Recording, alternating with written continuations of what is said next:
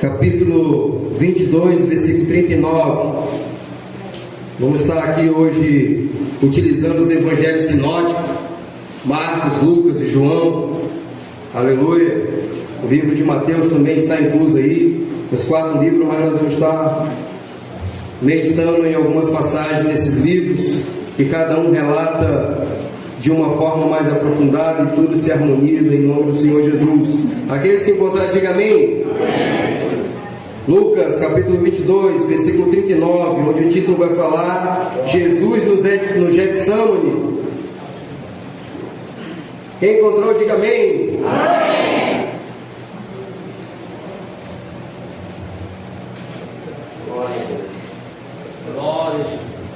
Vamos então, os irmãos me acompanham. E saindo foi, como costumava, para o Monte das Oliveiras, e também os seus discípulos o seguiram.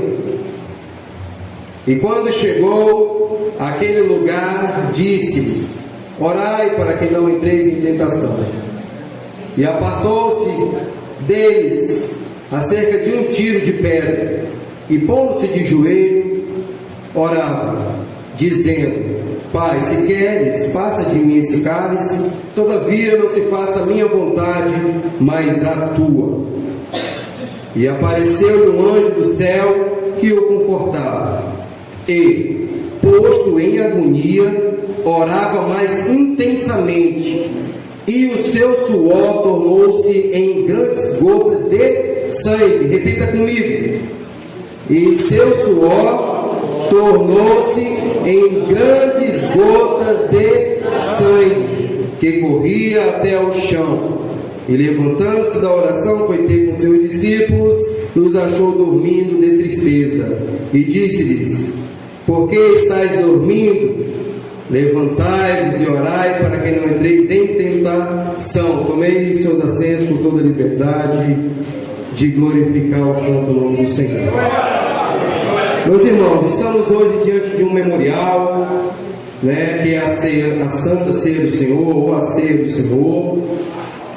O fato é que estamos diante de um memorial, e nessa noite nós iremos recordar o sacrifício de Jesus, o sacrifício que Ele sofreu, pagou, para que cada um de nós hoje pudesse ter o direito de salvação, para que cada um de nós hoje pudéssemos ser adotados por Deus, portanto, sendo filhos e co-herdeiros de Cristo, e isso por conta da conclusão através do sacrifício de Jesus. E nós iremos lembrar nessa noite um pouco do seu sofrimento, para que nós venhamos fazer uma retrospectiva de como foi importante isso, e que essa feita não foi fácil para Jesus. Como homem, ele teve que padecer. Aleluia.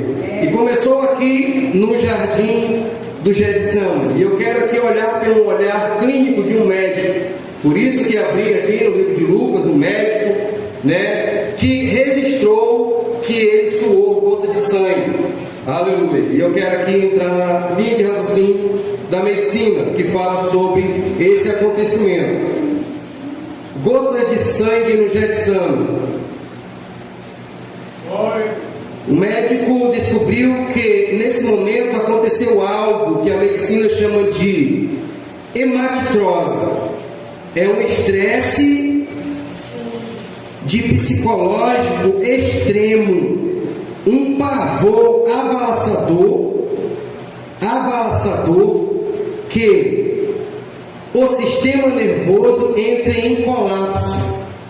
Veja o que a medicina está falando. Esse momento de agonia que Jesus estava passando, e ele chegou a suar sangue, tem explicação na medicina, usando o corpo humano e dizendo como ele, de uma forma humana, chegou a essa situação. Hematitrose, estresse de psicológico extremo, um pavor avassalador, que o sistema nervoso entra em colapso.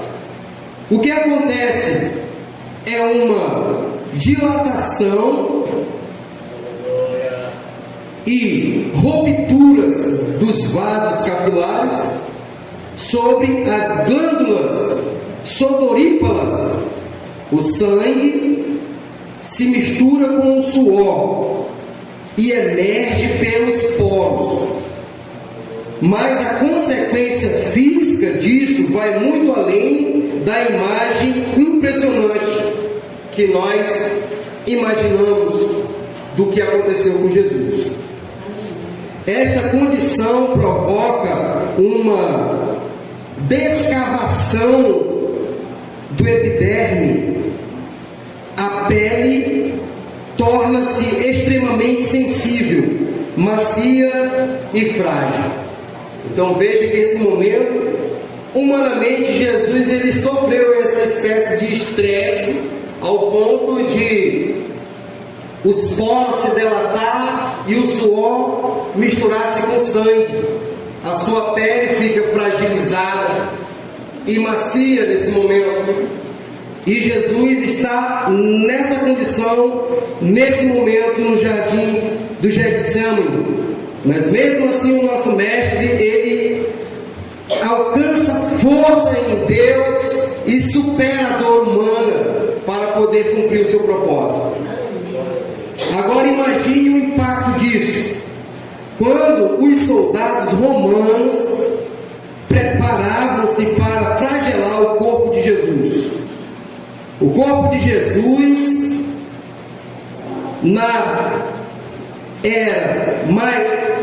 o corpo de Jesus não era mais normal, não era um corpo comum, ele era um corpo com pele viva, onde cada toque, cada atrito das vestes, cada contato físico já causava uma dor excruciante. Eu quero aqui quero pedir aqui, eu trouxe até algo aqui para ilustrar para os irmãos. Tive um tempo aqui para produzir a ferramenta que Jesus foi flagelado com ela. E eu quero aqui pedir que o obreiro leve para a igreja, e a igreja observe, passe de um para um aí, por gentileza, por favor. Entregue para o primeiro, os outros vão passando. Às vezes a gente ouve, mas o visual, o pegar, só para que você imagine mais ou menos como na era que Jesus sofreu. O corpo de Jesus não era mais normal, não era mais um corpo comum. Ele era um corpo com pele viva, onde cada toque, cada atrito das vestes, cada contato físico já causava uma dor excruciante. Isso nos mostra que Jesus já chegou ao pilar da flagelação já com fragilidade e exaustão física.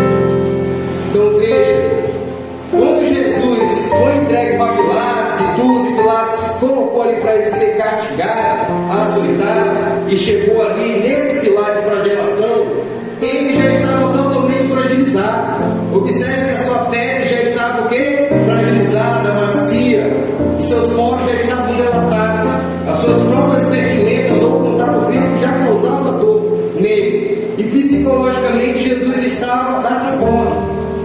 Então Jesus se agarra na fé, como Deus ali, ele suporta a dor do ser humano, sem tirar a dor, ele vai indo em frente na sua missão. Chega então o momento de ser flagelado. Eu quero falar sobre essa ferramenta. Aleluia. Isso mostra que Jesus já chegou no pilar da flagelação com exaustão física, o que tornaria os próximos passos insuportável humanamente.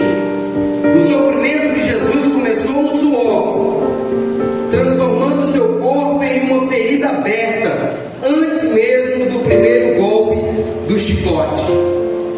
Então veja, as feridas, já havia feridas abertas no corpo de Jesus antes mesmo de ele ser chicotado. Então o sofrimento de Jesus já começou ali no Getsemane. Os demônios alvoroçaram, o inferno inteiro estava ali já de mãos dadas e torcendo para o fracasso de Jesus, mas Jesus ali suporta esse primeiro passo, suporta a dor do seu psicológico abalado ao ponto de gerar essa coisa chamada que causa no ser humano através de uma situação dessa, e Jesus vai para ser flagelado. E aqui eu quero falar sobre isso. A violência do flagelo. A flagelação romana não era um castigo comum, mas uma engenharia de dor. O instrumento utilizado se chamava flagrum. É isso aí, ó. Essa ferramenta que vocês estão vendo aí, ela se chamava flagrum.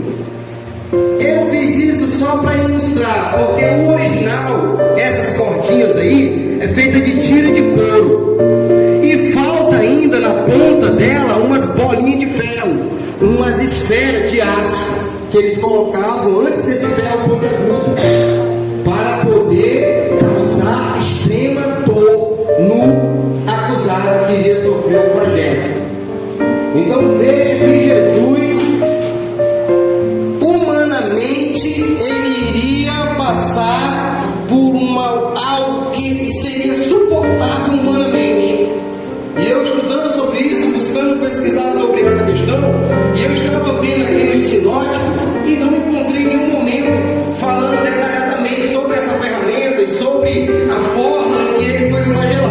Não, já conta direto, ele já ali sendo chicoteado, dali vão falar sobre a coroa de espinho que deu bofetada nele, que cospe na cara dele, veste a túnica, chama de rei, fala isso. Mas esse momento do flagelo a gente vai só saber por conta de conhecimento de estudos dessa violência do flagelo que os romanos praticavam. Então a história romana, a história daquele país conta como era praticado, por isso então a gente fala com conhecimento da história. Mas a Bíblia não fala exatamente os detalhes sobre esse flagelo. Mas o certo é que o flagelo era dessa forma. E aí daí, como nós sabemos, né, que as chicotadas eram 49 menos 1, eram 39 menos 1, 40 chicotadas menos 1, que dá o 39. Então Jesus pegou o quê? 40 chicotadas desse instrumento chamado flagrum. Enquanto rasgava a pele, quando penetrava nos dedos e rasgava a carne.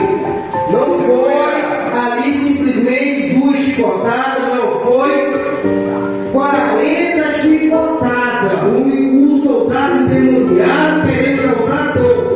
Bateu em Jesus de costas, não come mais de costas, virou de frente. E agora eu vejo o meu Jesus apanhando por mim e por você. Levou a rapada nas costas, limpou seu couro, feriu ali os seus nervos, e ali ele